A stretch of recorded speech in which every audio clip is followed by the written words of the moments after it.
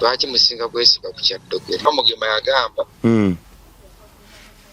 nti ekimu ku byasinga omulowozesa nti walukagga oba oli awo yamuloga bwe kubanga tiyamukubirako kasimu nga mulwadde oba obutamulambula. Ate tewaliiwo ajja kufiira munne, buli omu ayina entuuko ye.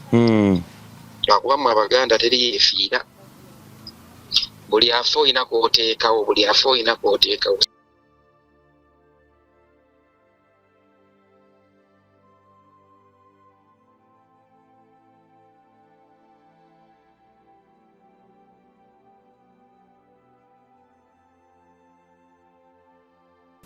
Ekyoddoko kino kinnyonnyodde bulungi kuba nalabye n'omukulu omuyimbi w'eggwanga Ronald Mayinja Legend nga naye ekyeggogo akisamba akikubira walaga nti nedda omukulu ekyamusse si ddogo, ate nga be bantu abatasobola kusamasama ndowooza bafuna information. Sisobola kugamba nti ekyamusse si ddogo kyokka ate sisobola kukikakasa kubanga nkugambye Mugema yayogera ku ndwadde nga 3. Lwaki musinga kwesiba ku kyaddogo? Kitegeeza mwina ebigendererwa byammwe ng'abamawulire. Yagamba bamusiba ne bamulinnyisa mu bintu ebiringa amazzi ne bimuvumita mu bigere. Era bwe yava mu kkomera obulwadde ne butandikira. Abasawo ne bamukebera ne bagamba kansa yakulumira n'atandika treatment. Kati waayogeredde eddogo ate abadde n'okuwona yawona. Lwaki musinga kwesiba ku kyaddogere? Omuntu osobola okwogera ebintu olw'osi ng'onyiiza oba ng'osanyusa. Anti abantu webagambira Daudi gundi abantu webagambira nti Daudi osanga yali ategeeza kyayayogera nti eddogo kati omuntu alina obukakafu ku ekyo kuba yagamba Walukagga yamuloga. Enkwennamba ya Walukagga omukubireko. Ogenda jimpaako nga tuvuddeko ko wano kaakati kyembadde ŋŋamba nti osanga ekyasinza okubuzaabuza abantu ekibagambisa nti nedda bye bigambo omugenzi byasemba okuyisa ku lulimi nti yafa ye kyasembyeyo okuyisa ku lulimi nga kyayisaawo biri ebya kansa osanga yabizuula luvannyuma nti tebyali bituufu kuba yagambye nti bwe yagenda ettaka banoonya kansa n'abula n'addayo ate mu ddwaliro lirimu ery'emulago lye bamukebereramu kansa ate ne bamugamba nti tusonyiwe tolina kansa kakati n'amaliriza nga kiri ekyeddogo kyasimbyeko akati osanga yensonga lwaki abantu babuzaabuziddwa nnyo era nekibatwala n'emmeeme neyennyika.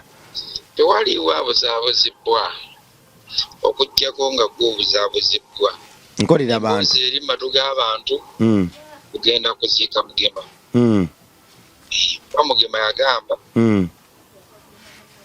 nti ekimu ku byasinga omulowozesa nti Walukagga oba oli awo yamuloga bwe kubanga tiyamukubirako kasimu nga mulwadde oba obutamulambula.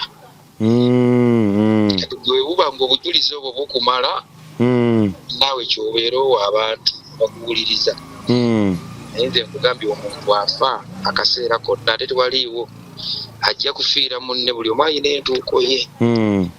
Lwakuba mu Abaganda teri yeefiira, buli afa olina kw'oteekawo, siwakana nti amalogo tegali mangi nnyo mu industry era abantu balwanagana nago, naye sina mukakafu bwekikakugamba nti ono yafudde eddogo kubanga nze mbadde ne Mugema nga bwe nakunnyonnyodde yamala emyaka egisukka 3 nga mulwadde nga n'ensi temanyi.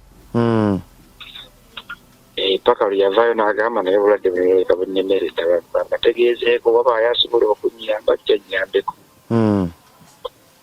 Kati nze nga ndaba amaze n'okuwona ateredde n'ayogera ekintu ekifaanagana bwe kityo, naye akitanga kikulu kuba mu ati tukola bingi okubaako bye tufuuka. Kituufu. Kati temukikuliriza nnyo kuba bulijjo bw'abaga nti ennyimba zange nnungi mujje mumpakirira temujja mba mumuwuliriramu nnyo mu bivulu bulijjo nga sibalabayo ng'ate abayise n'abagamba njagala mumpakire ennyimba bulungi ne mutagenda.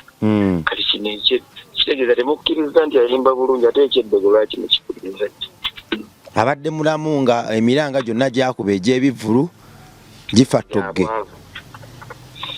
Ng'obwavu buva ku bubeera nga temumuwagira. Kati ate mugamba mbu byayogera mubiwulira nnyo, so abantu basobessaako nnyo wabula tusabire Mugema. Weewaawo abantu ka neyongereyo nabo nyongere mbalagirire Then era ndowooza twegatte ku MR Live n'ensi yonna twongere osabira Mugema asomeke bulungi omubiri gwayingiddemu omulala oba ensi gyayingiddemu endala emutambulire bulungi n'ekitangaala esingeko kweno gyabaddemu wadde nga fene tumanyi kyayolekedde na gyalaze weewaawo sebo kale akuume ku MR Live kwe tuli oba ku Mitandikwa Bong Live kwe tuli gwe mwana Katonda ali eyo twasazeewo tuyiteko ko wano twongere osabira amanya g'abantu agalabikira mu katambi mu butambi buno naddala obw'olugendo bwa Mugema obusembayo twongere okusabira abantu amanya g'abantu agalabikira mu katambi kano naddala agali mu bulamu bwa omuyimbi Daudi Mugema obusembayo ku nsi asomose azeeyo fenna gye tuligenda gye twafa tetumanyiyo ne gye twagala tetumanyiyo naye kinze nzikiriza nti obulamu buno obw'oku nsi bwe bugaziya gye tulaga okweyisa obulungi kyankizo okwekkiririzaamu n'obutalinda nkeera yenno Edi agambye nti Daudi we yakubanga emiranga gy'ebivvulu temwagendayo lwaki muddogo musituse kikola amakulu awo nange njagala n'okuyimirira mbajjukize nti yandibadde enkola twagale abantu b'ensi yaffe mu bulamu ne mu bulwadde mu kuvaawo ne mu kubeerawo kubanga ddala Katonda yabatuwanga bimuli tetusobola kuteeka ssira mu kwagala Katonda ekyo kya bulimba nga bannaffe tubakyawa awo nno wenkubuuliza nti oyagala otya gw'otamanyi ate gw'omanyi n'omukubira ddala tteka ezitenkanika kiba kyabwewussa tosobola kwagala kagaati n'okatijjisa naye ng'ate eŋŋano ekuwunyira ziizi ekyo kyansi tukizza wali nti ebiseera ebisinga ekivaamu kino kyekikolwa kino ekivaamu omuntu okukyagala ennyo oba we tukikyawa ennyo kituleetera okukyawa omuntu oba n'okumwagala kikyensaba mbadde nsaba ensi yaffe eyige okwapreciating ebimuli byayo nga bikyali biramu tebinnawotoka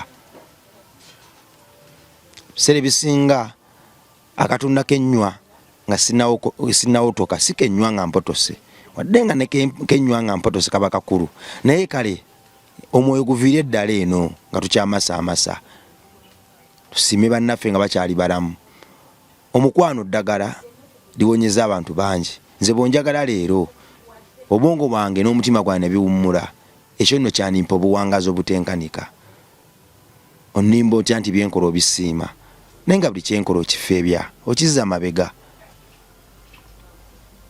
nyongera okusabira omuyimbi Walukagga kuba erinnya lye lirabikidde nnyo mu mboozi eno era nenyongera okujjukiza abantu nze mbirabyeko abantu bangi bali mu makomera naye nga tebalina musango gwe baali bazizza ekyo nkirabyeko abantu bangi bateereddwako ebintu naye nga tebamanyi nangeri gye basobola binnyonnyolamu nsi nga bibasusseeko nekiranda nekifuukira ddala ekirwadde ekibatwala oba enkola ku bo bangi bayitiddwa abasezi nga tebamanyi nakuzuukuka kiro ng'ekyamanyi kye bakola kyakuzuukuka kusaba ne bateekako ekyabasezi nti abasezi abo so ebiseera ebisinga ebigambo biruma wadde nga bye bijjusa ensi awo no wetuviire nuga nti nedda oyo gwe babyogeddeko kuba ffenna babitwogerako tuveeyo tumusabire tuleme mujajinga ate era tuleme tutwala kitiibwa kya Katonda ye mulamuzi ow'oku ntikko ffe tubiraba bulabi gwe akola akabi munno akola ettima munno nyongera okujjukiza nti ensi eno tugirika akaseera katini gye tulaga gye tugenda okusinga okuwangaalira kiriba kitya nga gy'ogenda okuwangaalira emyaka 5 10 8 wasibayo enjegere olw'amazambi gwe wakola ku nsi Katonda asigala Mukama tetumwongerako tumukoppeko nnyo bye yakola ng'ayita mwana we Yesu Kristo olwo nno tugaziye gye tulaga gwe yagwamu olw'ebintu by'ensi amasavu amatiribona n'ebirala abakyala n'abaami nkubbirako nti ekinene nnyo ogenda biwangalamu emyaka 10 naye gy'olaga gye bigenda okuteeka amaggwa emizizigo n'ebirala gy'ogenda okuwangalya obulamu bwo bwonna obuliddako ffenna tuyanizibwa mu ttendo nga tuwangudde era ebiseera ebisinga buli enjukira ettende eryo butalisubwa kyekinfubya buli kadde nengezaako okwetondawo ensobezza okulongoosa amakubo gange n'okuweereza ensi yange. Ffenna Katonda yatutonda alina ensonga, tewali gwe yatonda bw'atyo. Oyo gulaba ng'omulema, ayiwa endusu, alina eriiso erimu, atalina mannyo, omumpi, omuwanvu, ffenna tuli bitonde bye, atwagala okukamala era buli kadde atulowoozaako. Lwaki yatutonda? Enjiri yetambule, enywezebwe era twongere ddala okumuwa ekitiibwa. Bw'olaba alina eriiso erimu nga ggwe olina abiri, bw'oba wadde okyekubagiza olwa ssente z'otannafuna oguma. Bw'olaba atalina amannya atasobola kulya nnyama nga ggwe osobola oggirya. Bw'oba obadde olina embeera ekunyize oguma. Bw'olaba afudde, bw'olaba omumpi, bw'olaba atalina mikono n'amagulu nga ggwe obadde weekubagiza olwoba obuntuntu obw'ensi obukumazeemu oguma. Teyenkanika eyateekateeka kkala z'ebinyonyi naga kano ka pinki kankateekeko kano akakira kankakole bwe nti kakakaabe bwe kati. Naffe yatutonda oyo agabirira ebinyonyi mu bbanga, empungu, emisota, enswera, timba n'ebirala mu nsiko, awo empologoma ekyokulya, engabi obulamu naye ng'ate empologoma zirina kufiidinga ku ngabi. Oyo awulira essaala z'engabi naye ng'ate y'omu yawulira essaala z'empologoma. Naffe yatutonda wanjawulo okuzaama, atwagala nnyo, tayagala bingi okuva gye tuli. Ng'era omuzadde kyatusaba kiri kimu, kyakumusinza kwagala bannaffe nga bwe yatwagala ng'ayita mu John 15:12 nakumuweesa kitiibwa. Nze nkukiririzaamu nti interview ndogenda kuleka kyekimu. Mugema awummudde, Dawudi awummudde, naye gwe okyalina obulamu. Tomusabire gy'alaze, wadde nga nzikiriza nti essaala z'abannaffe zirikola kitini ku bulamu bwaffe, naddala nga zitwegayirira ku Katonda otusonyiwa. Okyalina obuyinza obukyusa ebyo ebisobola okuziyiza n'okuleetera obulumi ku mitima gy'abalala, ebisobola okuziyiza ogenda mu nju ya kitaffe n'okuleetera obulumi emitima gy'abalala. Okyalina omukisa munene, tolinda abantu kukusabira. Nze nzikiriza nti ettemu n'ejjoogo ly'olijooga abantu bw'oliba owummudde, essaala ze bali kusabira ab'ennyumba zo ziyinza obutakyusa ekyo. Wali mutemu ate oyagala bakutegekera emmisa nga nnene batente 1000 mubatukuza omubiri gwe. Nedda, omwoyo guba gusomosa gugenze n'ebipali byo. Bw'otyo bwe wagusibirira entanda. Tunywerere obulungi essaala ze batusabira nga tuwummudde, zibe za kugumya bakungubazi nakuba wasuubi ppya mu bulamu, so si za kulongoosa mibiri gyaffe. Tewali mubiri gugenda kufiira mu kibi gulongooke. Mulekeraawo okwerimba bantu mmwe. Let my people go campaign, Exodus 18:1. Kyetuliko tujja obuweereza buno we buli tubutwale Kammengo. Gwe mwana Katonda ali eyo, tusaasire, tukwatireko, twetaaga kisa kyo, kwagala kyo. Episodes zino nziweereza abo bokka abawulira enjiri eno, abanyumiddwa music wange n'obuweereza bwange. Emyaka 5 nga byenjogedde okwetula platforms zonna, amativi n'amaladio genkyaddeko, nga gwe bwewampulira obulamu bwo bwakyuka. Bwawulira music wange waddamu okwagala nate, obulamu bwaddamu ne bukola amakulu nate. Akasawo ka sementi ka 3,1000, emmotoka y'omusenyu ya 9,000, ey'amayinja 16, amataffaali emmotoka ya 36,000. Osoboka nti nedda kankwateko wano kankawoteko wano, tujje obwana bwa Katonda buno obusuka 150 wano tubutwale e Kammengo, tutandike obulamu obupya. Twetaaga okuzimba amasinzizo, twetaaga okuzimba amasomero e Kammengo, n'okuzimba ekifo esobola okwakomodatinga abalenzi n'abawala.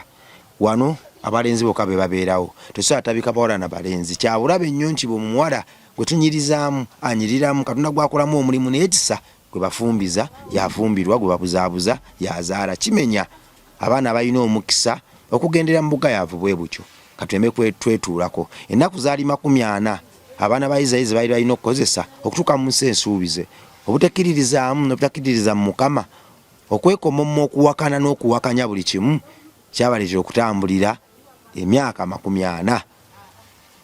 Katuyite wali Abafirisuuti we bali, wadde nga balina amafumu waliyo n'empologoma, katuyite awo banji bagaba nayo kuzimba kuzibu munakisobola kitya ennaku 40 let my people banaye tukoze tutya katuyitaawo tugenda Kamengo gwakiwulidde imuka osanga bwe guno omukisa gwoyina okwongera okunyweza endagaano zo ne Katonda emmeme gabaga begejja era tewali muntu ayavuwala lwakugaba leka enensigo gyogenda ottoola libe eddagala ery'obulamu bwo abaana bo famire yo ebyefeva eyiwe omukisa ogw'omuyiika mu njuyo ekugulira enjigi naawe alina ebirwadde ebitwale twegatteko totwekera mbeera eno ne waggulu wa byonna leka erinnya Mechanic Lwabongo lirage nti lisiimwa era lisiimiddwa leka obuweereza bwa Lwabongo Charity Foundation ne Mechanic Lwabongo live bulage nti nedda sofa emyaka 5 bebukutteko basiima tukyagenda okulya ensi